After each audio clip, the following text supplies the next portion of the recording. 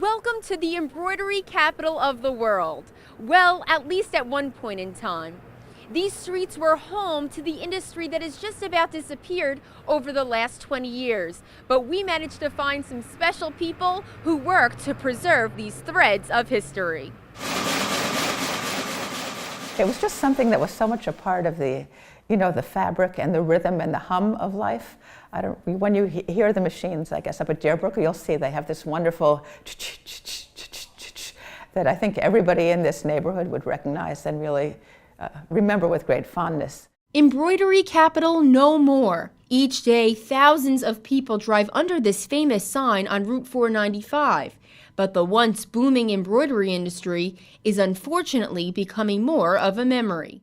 It really started in about 1870s. It was created by immigrant communities, and then over the years you see the wave of immigrant communities change, where at first it might have been Western European immigrants, and then Eastern European immigrants, and then more recently immigrants from South and Central America. The number of embroidery factories in Hudson County dropped from 400 in 1996 to about a dozen today. In the 90s, the industry started to decline, and that was partially because they couldn't compete with sending the manufacturing overseas. Despite all this, one man persevered in an industry that all but left him behind.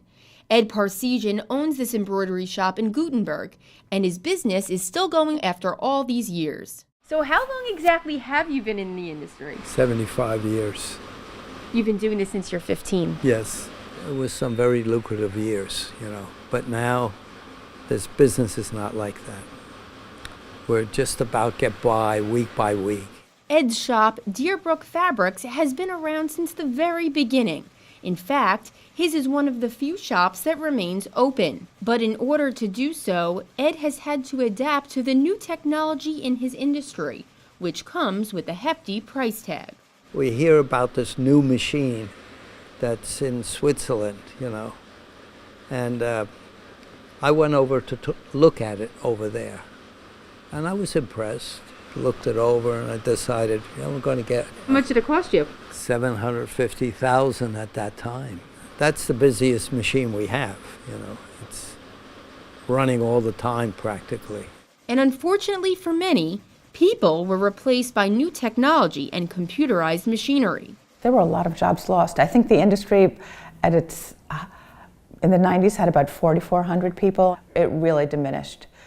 And it was something that people were proud of doing, and I think many of the immigrants got their first job in this country in the embroidery industry. This northern New Jersey historical landmark has really created the fabric of our country in more ways than one. The factories were still producing so many things that would resonate so much with American culture, like the stars, embroidered stars for American flags, patches for the military, for police, for fire, for Boy Scouts and Girl Scouts. I mean, there were just so many wonderful things that they were making, and the stories were fascinating. This $300 million industry was booming here in northern New Jersey, with a big part of its success due to its proximity to its neighbor, New York City. There was the close proximity to the garment district in New York City, which was very vibrant and still is. And so it made sense to have, that additional, manufacturing element of embroidery and creating in lace as well,